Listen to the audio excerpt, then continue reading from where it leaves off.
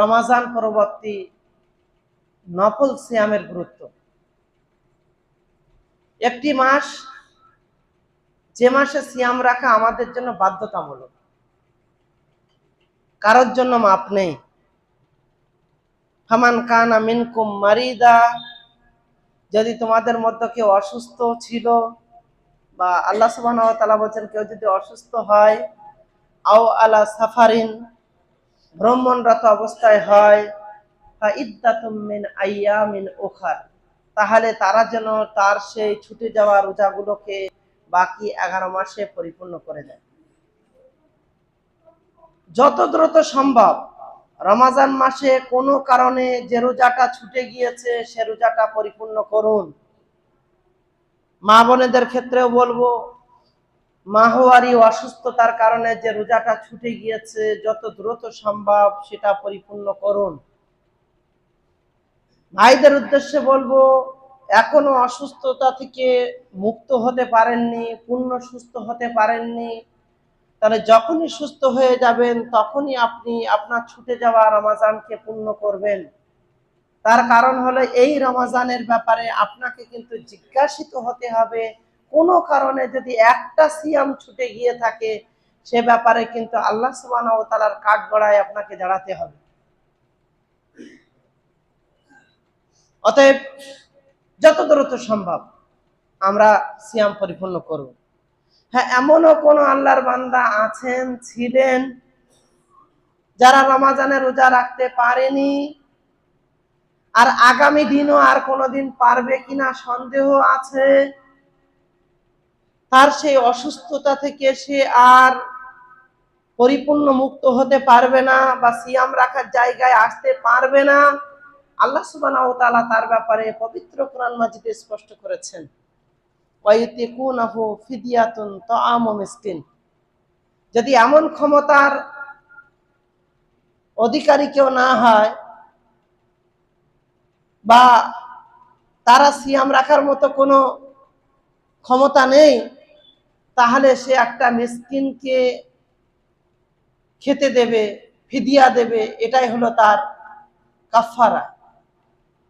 এখন কোনো মানুষ যদি সুস্থ থেকে ফিদিয়া দেয় যে আমি রোজা রাখবো না, তার বদলে একটা ফিদিয়া দেবো, ওর জন্য কি মাওলানা সাহেবের কাছে ফতোয়া জিজ্ঞাসা করা প্রয়োজন আছে? নেই। ও তো মন বলে দেবে যে ওটা আমার জন্য কতটা জাওয়াজ আছে। তাহলে এমন অসুস্থতায় পড়েছি আর কোনোদিন সুস্থ হতে হয়তো পারবো না, বা অনেক দেরি হয়ে যেতে পারে, সম্ভব না, অনেক ক্ষীণ, তাহলে সেক্ষেত্রে আমরা একটা মিসকিনকে খাদ্য হিসাবে প্রয়োজনীয় মালটা দিয়ে দেব। আল্লাহ সুবহানাহু ওয়া তাআলা আমাদের সকলকে কবুল করুন, আমিন। রমাজান এটা বাধ্যতামূলক, কিন্তু রমাজানের বাইরেও কিছু আমল আছে, বিশেষ করে রোজা, সিয়াম, এটা আপনার জন্য অত্যন্ত ফজিলাতপূর্ণ, কার্যকর, আল্লাহ সুবহানাহু ওয়া তাআলার সন্তুষ্টির বড় মাধ্যম। অতএব শুধু রমাজানই নয়, অন্যান্য মাসের সিয়ামগুলো আপনারা করার চেষ্টা করবেন। চলুন, তার মধ্যে অন্যতম হলো শাওয়াল মাসের সিয়াম, মানে এখন যে মাস আমরা অতিবাহিত করছি, ফার্স্ট শাওয়াল, প্রথম শাওয়ালে আমরা ঈদ করেছি, তারপরে 29টা দিন এখন আমাদের হাতে আছে, বা 28টা দিন আমাদের হাতে আছে। এই মাসে সিয়াম রাখার ব্যাপারে আল্লাহ রাসূল সাল্লাল্লাহু আলাইহি ওয়াসাল্লাম থেকে বর্ণিত হাদিস, মান সামা রমাজানা, যে ব্যক্তি রমাজান মাসের পূর্ণ রোজা রাখলো, যে ব্যক্তি রমাজান মাসের পূর্ণ সিয়াম রাখলো, সুম্মা আতবাহু সিত্তাম মিন শাওয়াল, তারপরে তার সঙ্গে শাওয়াল মাসের আরো 6টা রোজা করলো।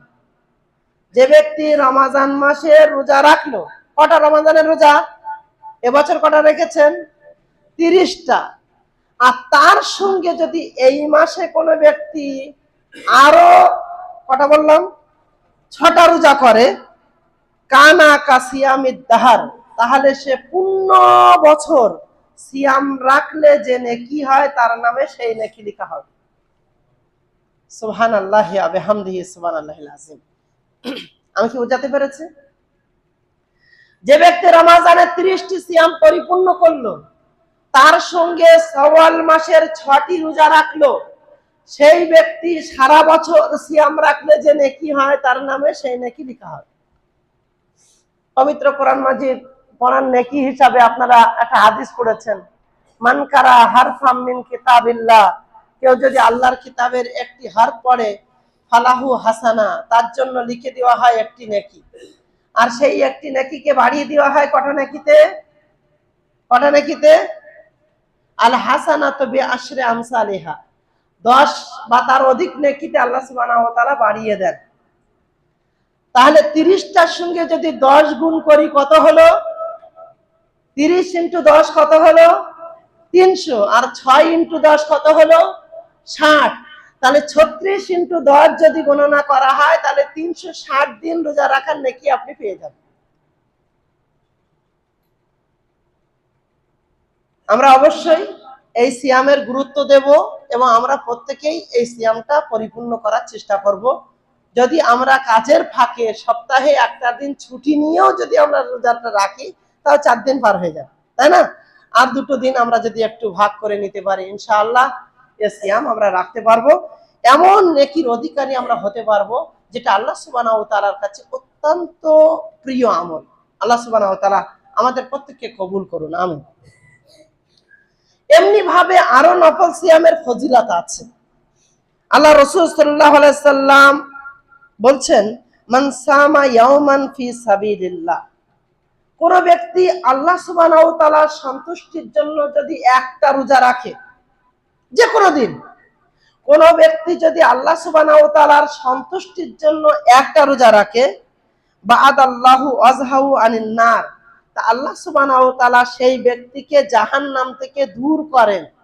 আল্লাহ সুবহানাহু ওয়া তাআলা তার মুখমণ্ডল থেকে জাহান্নাম থেকে দূরে রাখেন 70 খারিফা, 70 বছর পথ থেকে দূর। 70 বছর পথ অতিক্রম করলে যত দূর যাওয়া যাবে, কোন ব্যক্তি আল্লাহর সন্তুষ্টির জন্য যদি একটা রোজা রাখে, আল্লাহর সন্তুষ্টি থাকতে হবে। আল্লাহর সন্তুষ্টির জন্য যদি একটা রোজা রাখে, 70 বছরে মানুষ যতটা পথ অতিক্রম করবেন, আল্লাহ সুবহানাহু ওয়া তাআলা সেই ব্যক্তিকে জাহান্নাম থেকে অতটা দূরে রাখবেন। সুবহানাল্লাহি ওয়া বিহামদিহি। এটা হলো একটি নফল সিয়ামের গুরুত্ব। আমরা নফল সিয়াম গুরুত্ব দেব। শাবান মাসের সিয়াম মানে রমজানের আগের যে মাস গেল, আমি এর আগে একাধিকবার আপনাদেরকে বলেছি যে আল্লাহ নবী সাল্লাল্লাহু আলাইহি ওয়াসাল্লাম রমজানের পরে সবচেয়ে বেশি রোজা রাখতেন কোন মাসে? শাবান মাসে। কিন্তু নির্দিষ্ট করে নিসফে শাবানের রোজা এটা মানুষ রচিত, এটা কোনো হাদিস কোরআন থেকে বর্ণিত কোন আমল নয়। কিন্তু শাবান মাসে যত বেশি সিয়াম পালন করা যায় এটা আমাদের জন্য কল্যাণকর। আমি রাসূল সাল্লাল্লাহু আলাইহি ওয়াসাল্লামকে রমজান মাস ব্যতীত অন্য কোন মাসে পুরো মাস সিয়াম রাখতে দেখিনি, একমাত্র শাবান ছাড়া। মানে শাবানে বেশি থেকে বেশি সিয়াম রাখতে আল্লাহ নবীকে আমি দেখেছি। কে বর্ণনা করছেন? আয়েশা রাদিয়াল্লাহু আনহা হাদিস বর্ণনা করছেন।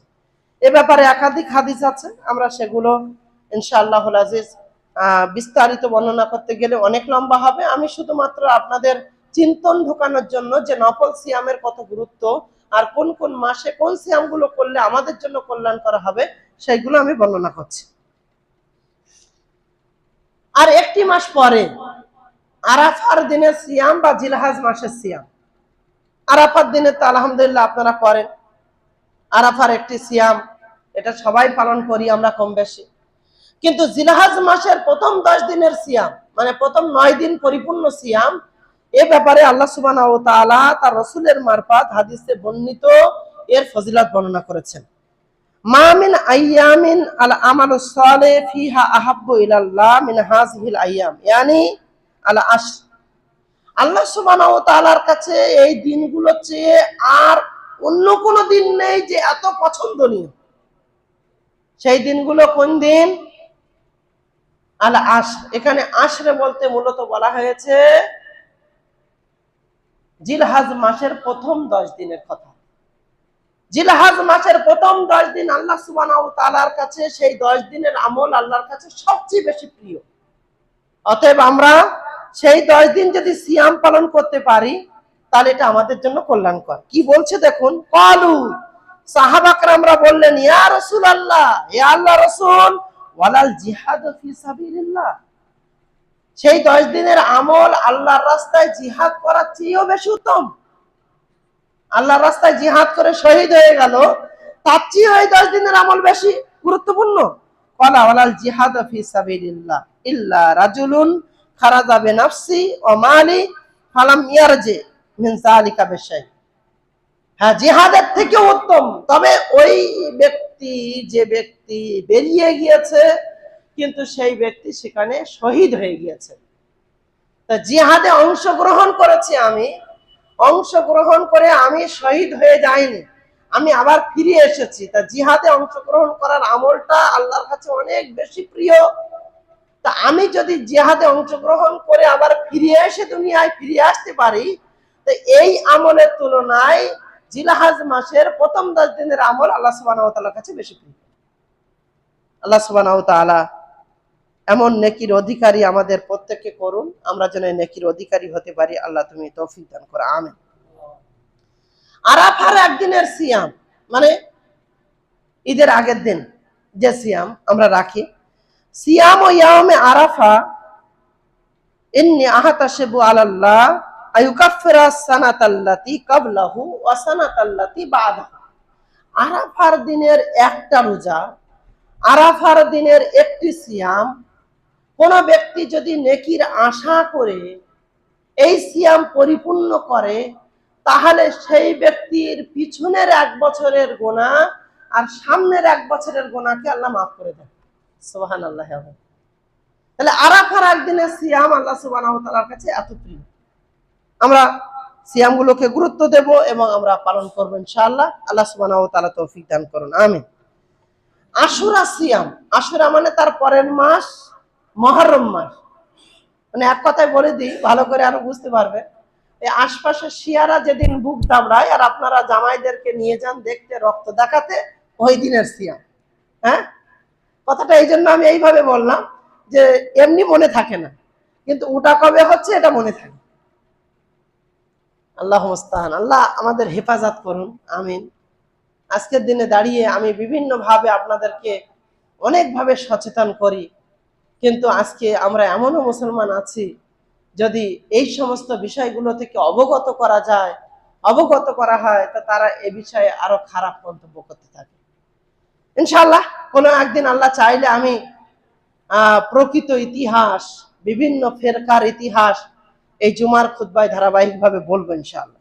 আল্লাহ সুবহানাহু ওয়া তাআলা আমাদেরকে হেফাজত করুন এবং সঠিক দিনের উপরে আমাদেরকে অবিচল থাকার তৌফিক দান করুন, আমিন।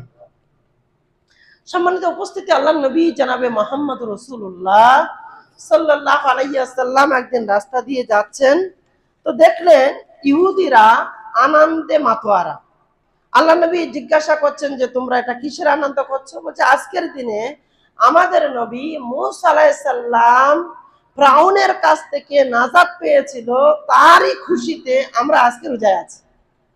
আল্লাহ নবী সাল্লাল্লাহু আলাইহি ওয়াসাল্লাম বললেন, মূসা তোমাদের চেয়ে আমার বেশি নিকটের, অতএব আমি যদি বেঁচে থাকি আমি আগামী বছর কি করব? আরো একটি বেশি সিয়াম পালন করব। তাহলে আরাফার একটি সিয়াম, আরাফার আশুরার 2টি সিয়াম, আল্লাহ রাসূল সাল্লাল্লাহু আলাইহি ওয়াসাল্লাম বলছেন সেই ব্যক্তির পিছনের 1 বছরের গুনাহ খাতাকে মাফ করে দেন। অতএব আমরা এই সিয়ামের গুরুত্ব দেব ইনশাআল্লাহ এবং পালন করার চেষ্টা করব। দেখেন খুব কঠিন না, মাসে একটা, মাসে 2টো, কোন মাসে হয়তো নেই, এমনি ভাবে যদি আমরা মূল সিয়ামগুলো পালন করি তাহলে কিন্তু আমরা এই নেকির অধিকারী হতে পারব। সম্মানিত উপস্থিতি, প্রতি মাসে যদি কোনো মানুষ 3টে করে সিয়াম রাখে, প্রত্যেক মাসে, আমি যে কটা বলছি যে সব কটাই আপনি করতে পারবেন এমনটা নাও হতে পারে, কিন্তু আপনি গুরুত্ব বুঝে এই সিয়ামগুলোকে করার চেষ্টা করবেন। প্রতি মাসে যদি কোনো মানুষ আইয়ামে বীজ 3 দিন, 13 তারিখ, 14 তারিখ, 15 তারিখ, এক কথায় বলতে পারেন এই পূর্ণিমার রাতের চাঁদ যখন আপনারা দেখেন, সেই 3 দিনের সিয়াম যদি পালন করেন, এটা আল্লাহ রাসূল সাল্লাল্লাহু আলাইহি ওয়াসাল্লাম এ ব্যাপারে বড় ফজিলতের কথা উল্লেখ করেছেন। মান সামা মিন কুল্লি শাহরিন সালাসাতা আইয়াম, কোন ব্যক্তি যদি প্রতি মাসে 3 দিন সিয়াম রাখে, 3 দিন রোজা রাখে, তা যেন সারা বছর সিয়াম রাখার সমান। সেই প্রতি মাসের 3টি সিয়াম সারা বছর সিয়াম রাখার সমান। 3 ইন্টু কত? 3 ইন্টু 10, তাহলে প্রত্যেক মাসে 30 দিনের সিয়ামের সমান হয়ে গেল। তাহলে প্রতি মাসে যদি 3টি করে রোজা কেউ রাখে, তাহলে পূর্ণ বছর সিয়াম রাখার সমান নেকির অধিকারী সে হবে। এর সমর্থনে আল্লাহ তার কিতাবে নাজিল করেন, যদি কেউ একটি ভালো কাজ করে তার প্রতিদান হলো এর 10 গুণ, যেটা আমি একটু আগে বললাম, একটা নেকি কি আল্লাহ 10 গুণ বাড়িয়ে দেন। তাহলে 3টে সিয়াম আমি নেকি মনে করে করলাম, সেটা যদি 10 গুণ বেড়ে যায় তাহলে কটা সিয়াম হবে? 10টি সিয়ামের নেকি পাবো। তাহলে প্রতি মাসে 3টি সিয়াম পালন করা এক কথায় বলা যেতে পারে পূর্ণ মাস সিয়াম রাখার সমপরিমাণ। এখন আপনি বলবেন, ভালো তো একটা মশলা আমি শুনলাম, নফল সিয়াম হিসাবে, আমি রোজার মাসেও 3টে করব। রোজার মাসে সিয়াম আপনার উপরে ফরজ, ওটা আপনাকে বাধ্যবাধকতার সঙ্গে করতে হবে, ওখানে কোনো কম্প্রোমাইজ নেই। হ্যাঁ, আপনি পাচ্ছেন না, অসুস্থ, আল্লাহ তো তার জন্য ছাড়পত্র দিয়ে দিয়েছেন। এই যতগুলো সিয়ামের কথা আজকের বক্তব্য বলছি, এই সিয়ামগুলো সবটাই কিন্তু নফল সিয়াম, নফল সিয়ামের ফজিলত। এখন অনেক কথা পরিপ্রেক্ষিতে আমরা বিভিন্ন ধরনের কথা বলি, যেমন কেউ বলবে আরাফার দিনের একটা সিয়াম যদি 1 বছর আগের গুনাহ মাফ করে দেয় আর 1 বছরের পরের গুনাহ মাফ করে দেয়, তাহলে আমি এবার গুনাহ করলেও তার গুনাহ থাকবে না। হ্যাঁ বাবা, তুমি জানো যে তোমার এমন কোন গোপন পাপ তোমার সমস্ত আমল কি খেয়ে ফেলছে? তুমি কি জানো এমন কোন বদ আকীদা তোমার সমস্ত আমলকে নষ্ট করে দিয়েছে? আল্লাহ সুবহানাহু ওয়া তাআলা কোরআন, পবিত্র কোরআন মাজিদ সূরা কাহাফের 102 এবং 3 নম্বর আয়াতে বলছেন, কুল হাল নুনাব্বিউকুম বিল আকসারিনা আমালা, আমি কি এমন কিছু ক্ষতিগ্রস্ত আমলকারীর খবর দেব না? আল্লাযীনা যাল্লা সাইয়ুম ফিল হায়াতিদ দুনিয়া, তারা দুনিয়ার জীবনে অনেক বড় গোমান করে বসে আছে। অহম ইয়াহসাবুনা আন্নাহুম ইউসিনুনা সুনা, তারা গোমান করেছে তারা অনেক নেকির অধিকারী, কিন্তু কিয়ামতের দিন তারা একটা নেকিও চোখে দেখতে পাবে না। তাই তো আমি আমার খুতবায়ে মাসনুনার মধ্যে পড়েছি, ইয়া আইয়ুহাল্লাযীনা আমানু, হে ঈমানদারেরা, আতিউল্লাহ, আল্লাহর আনুগত্য করো, ওয়া আতিউর রাসূল, রাসূলের অনুসরণ করো, ওয়ালা তুতিলু আমালাকুম, আল্লাহর আনুগত্য ছেড়ে দিয়ে, রাসূলের অনুসরণকে ছেড়ে দিয়ে তোমরা তোমাদের আমলগুলোকে বরবাদ করো না। অনেক আমল আমরা এমন করি যেখানে আল্লাহ রাসূলের নির্দেশনা নেই। কোথায় শাবান মাসের 15 তারিখে রোজার কথা হাদিস কোরআনে নেই, আমি সেখানে রাখছি। কোথাও মানত করা রোজা মাস কি মাস রাখছি, কোথাও কি হলো তো রোজা রাখছি। হ্যাঁ, রোজার নেকি আছে, কিন্তু আপনি সবটার সঙ্গে নিজের চিন্তনকে জুড়ে দিয়ে আপনি নেকি খোঁজার চেষ্টা করলে কিন্তু সেখানে নেকি পাওয়া যাবে না। নেকি সেখানেই আছে যে আদর্শের কথা জানাবে মুহাম্মদুর রাসূলুল্লাহ সাল্লাল্লাহু আলাইহি সাল্লাম দেখিয়েছেন, এর মধ্যে নেকি নিহিত আছে। অন্য যত রাস্তা রয়েছে সেখানে নেকি খুঁজলে কিন্তু নেকি পাওয়া যাবে না। আল্লাহ সুবহানাহু ওয়া তাআলা সবকিছুকে সহজ করুন, আমিন। সম্মানিত উপস্থিতি, সোমবার এবং বৃহস্পতিবার রোজা রাখার বড় ফজিলত আছে। প্রত্যেক মাসে সোমবার, প্রত্যেক সপ্তাহের সোমবার এবং বৃহস্পতিবার, এই 2 দিন রোজা রাখার বড় নেকি আছে। আল্লাহ নবী সাল্লাল্লাহু আলাইহি সাল্লাম বলেন, তুরাজুল আমাল ইয়াউমাল ইসনাইন ওয়াল খামিস ফা উহিব্বু আন ইউরাদা আমালি ওয়া আনা সাইমুন, প্রতি সোমবার ও বৃহস্পতিবার আমলনামা আল্লাহর নিকটে পেশ করা হয়। আমাদের এই কর্মকাণ্ড, আমাদের আমলনামা, আমাদের ভালো মন্দ পেশ করা হয় কবে আল্লাহর কাছে? প্রতি সপ্তাহের কোন কোন দিনে? সোমবারের দিন পেশ করা হয় আর বৃহস্পতিবারের দিন পেশ করা হয়। আমি, আল্লাহ রাসূল বলেন, আমি পছন্দ করি যে আমার আমলনামাটা যখন পেশ করা হবে তখন যেন আমি রোজা অবস্থায় থাকি। আল্লাহ রাসূল বলেন, আমি সোমবার আর বৃহস্পতিবার এই জন্য রোজা রাখি, আমি এটা পছন্দ করি, আমি মনের দিক দিয়ে আমার এটা খুব মনে হয়, আমার সিয়ামরত অবস্থায় যদি আমার আমলটা পেশ করা হয়, আমার রোজা অবস্থায় যদি আমার আমলটা আল্লাহর কাছে পেশ করা হয়, তাহলে আমি অত্যন্ত খুশনসিব হব, আমি আনন্দিত হব। এটা হলো রমজানের ফজিলত। এমনি ভাবে অন্য হাদিসের মধ্যে এসেছে আল্লাহ নবী সাল্লাল্লাহু আলাইহি সাল্লাম বলছেন, আমি সোমবারের দিন জন্মগ্রহণ করেছি, আমি সোমবারের দিন জন্মগ্রহণ করেছি, তাই আমি সোমবারের দিন সিয়াম পালন করি। তো এটা নবী সাল্লাল্লাহু আলাইহি সাল্লামের প্রতি ভালোবাসার একটা নমুনা, যে আমি নবীকে ভালোবাসি। আল্লাহ সুবহানাহু ওয়া তাআলা আমার নবীকে সোমবারের দিন দুনিয়াতে নিয়ে এসেছিলেন। আমার নবী সোমবারের দিন নবুয়ত পেয়েছিলেন, আবার আমার নবী সোমবারের দিন দুনিয়া ছেড়ে চলে গিয়েছেন। তা আমি এটাকে ওইভাবে বিশ্লেষণ করব না, আমি নবীর ভাষা অনুযায়ী আমি ব্যাখ্যা দেব। এই মর্মে আল্লাহর নবী বলছেন, আমি সোমবারের দিন সিয়াম পালন করি, আমি এই দিনই জন্মগ্রহণ করেছি, আমাকে এই দিনে নবুয়ত প্রাপ্তি দেওয়া হয়েছে।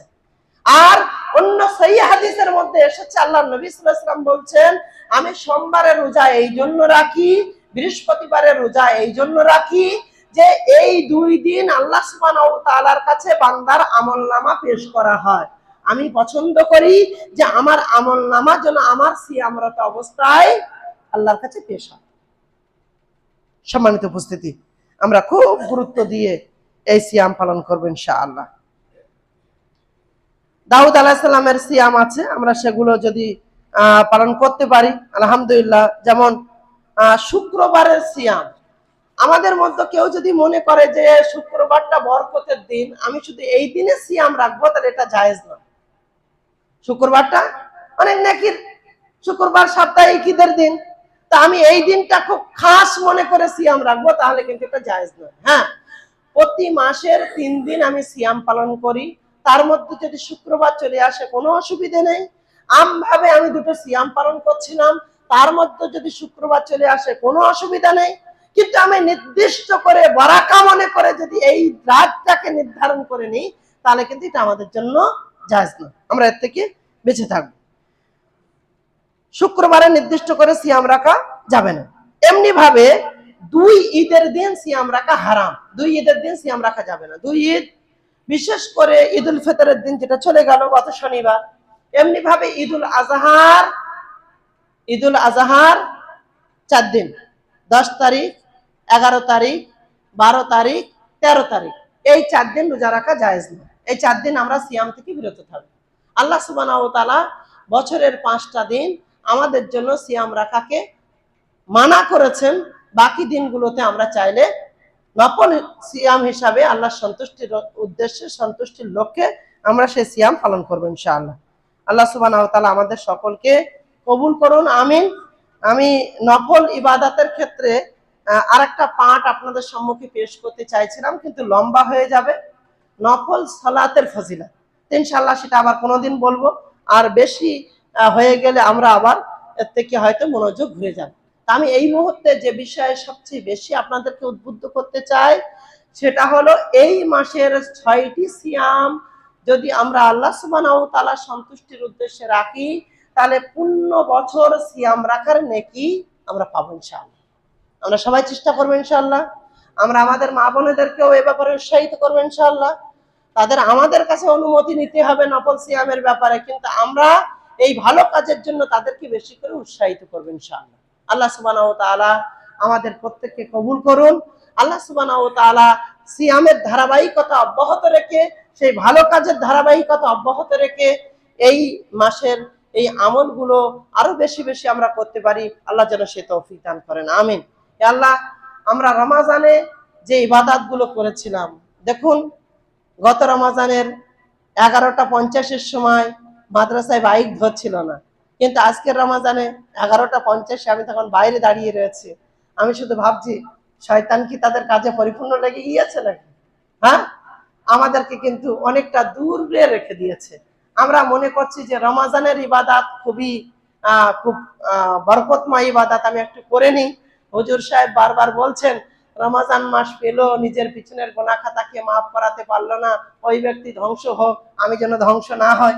এখন আমি বলছি, রমাজান মাস পেয়েছেন, নিজের জীবনের আমল নামার পরিবর্তন করতে পারেননি, আপনার রমাজান আপনার জন্য কতটা কল্যাণকর হয়েছে এটা নিয়ে তো প্রশ্ন চিহ্ন। রমাজান আপনার জীবনকে যদি পরিবর্তনের জায়গায় না এনেছে, রমাজান যদি আপনার পাপাচার থেকে আপনাকে দূরে না রেখেছে, রমাজান যদি আপনার বিভিন্ন রকম পাপাচার, যেটা আল্লাহ দ্রোহিতা, তার থেকে আপনাকে না বাঁচিয়েছে, তাহলে আপনার রমাজান আপনার জন্য কতটা কল্যাণকর হয়েছে এ ব্যাপারে তো প্রশ্ন চিহ্ন।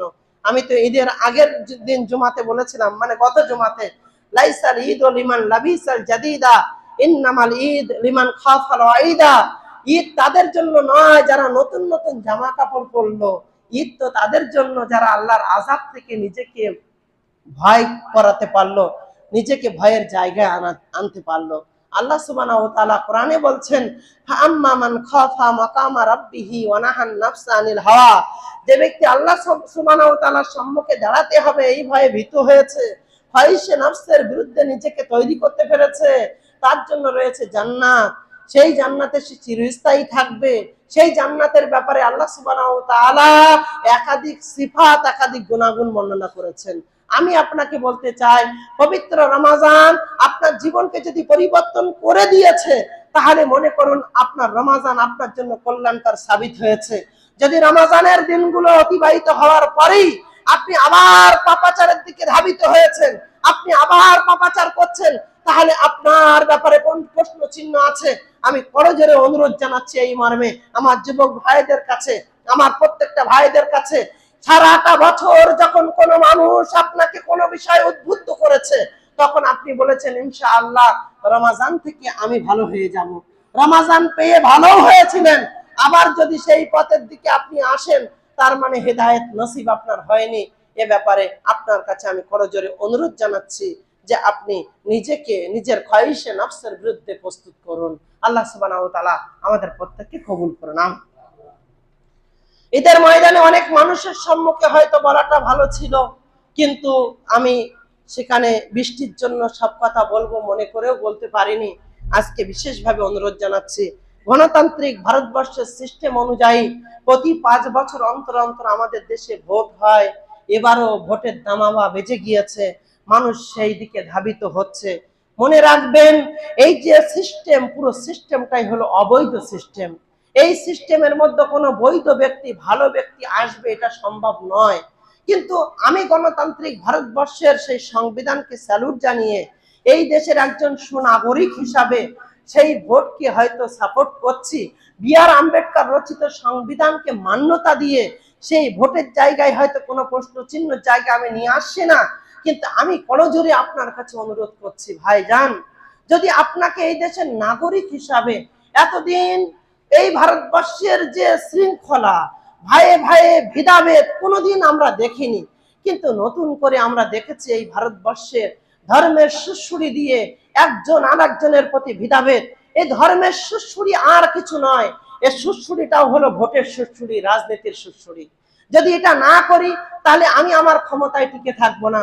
আপনি আমার মুসলিম ভাই, আপনি আমার কলেমাগো ভাই, আপনি লা ইলাহা ইল্লাল্লাহকে বিশ্বাস করেন, তাই আমি আপনাকে করজোরে অনুরোধ জানাচ্ছি এই মর্মে, কোন ব্যক্তি যদি লা ইলাহা ইল্লাল্লাহকে বিশ্বাস করেছে, কোন ব্যক্তি যদি লা ইলাহা ইল্লাল্লাহকে স্বীকার করে নিয়েছে, কোন ব্যক্তি যদি লা ইলাহা ইল্লাল্লাহকে গ্রহণ করেছে, তাহলে সেই ব্যক্তিকে হত্যা যদি কোনো অন্য মুসলিম করে, তাহলে সে কাফেরের কাজ করলো। আজ মরছে মুসলমান, আজ মারছে মুসলমান। আমি একজন মুসলিম হয়ে কোন কারোর ফাঁদে পা দিয়ে আমার অন্য কোন মুসলমান ভাইকে যদি মারি, তাহলে আমি আর মুসলমান থাকবো না, আমাকে কাফের হয়ে যেতে হবে। তাই আমাকে এ ব্যাপারে নিজেকে সজাগ করতে হবে যে আমি একজন মুসলিম হিসাবে যেন আমি অন্য কোন মুসলমানের উপরে চড়াও না হয়। একজন মুসলিম অন্য কোন মুসলিমকে যদি গালি দেয়, গালি দেওয়া মানে হলো ফাসেকের কাজ। এই ফাসেকের কাজ যেন আমরা মুসলিম হিসাবে কারোর দ্বারাই না হয়। আজ প্রচারের মাইকটা ধরে আপনি শুধু গালিগুলোজের ভান্ডার উড়িয়ে দিচ্ছেন, ওকে খারাপ বলছেন, তাকে খারাপ বলছেন, অপবাদ লাগিয়ে দিচ্ছেন, এটা করছেন, আর ওটা না করলে তো আপনি এই জায়গায় সাকসেস হবেন না। তাই আপনাকে আমি বলছি যে এই পথ, এই পন্থা অত্যন্ত জঘন্য একটা জায়গা। আমি আপনাকে বলছি, এতদিন এটাও ছিল না, গণতান্ত্রিক ভারতবর্ষে এই নিয়ম নীতি ছিল না। আজ নোবেল প্রাইজ প্রাপ্ত অমর্ত্য সেনকে হেনস্থা করা হয়েছে, এটা জাতির লজ্জা, এটা জাতির লজ্জা। অমর্ত্য সেনকেও লাইনে দাঁড় করানো হয়েছে, এটা দেশের লজ্জা। আমি জাতির লজ্জার কথাটা ভুল বললাম, এটা দেশের লজ্জা। যিনি এই দেশকে নোবেল প্রাইজ দান করেছেন, এই দেশকে নোবেল প্রাইজ এনে দিয়েছেন, সেই অমর্ত্য সেন আমার জানা মতে তিনি 15 বছর একদিনের জন্য ভোট দেননি। নতুন করে যদি তার নামটা ভোটার লিস্টে থাকে, আমি ভোট না দিলেও আমার নাম থাকবে, তারপরেও বলছে যদি আপনি ভোট দেন, বিভিন্ন ভয় আপনাকে তাড়িয়ে নিয়ে বেড়াচ্ছে, তাহলেও আমি বলবো এ ব্যাপারে বাড়াবাড়ি না করে যেখানে আপনার ভালো লাগে আপনি সেখানে দেন। তবে এর জন্য রাত অতিবাহিত করবেন না, এর জন্য সময়কে অতিবাহিত করবেন না। আমান দাবেদাল জাহিলিয়া ফাহুয়া মিন জুসা জাহান্নাম। আল্লাহ সুবহানাহু ওয়া তাআলা রাস্তা ব্যতীত অন্য কোন রাস্তার দিকে যদি কেউ ডাক দেয় আর সেই দিকে যদি মানুষ ধাবিত হয়, আর সেই রাস্তাটা হবে জাহান্নামে যাওয়ার রাস্তা।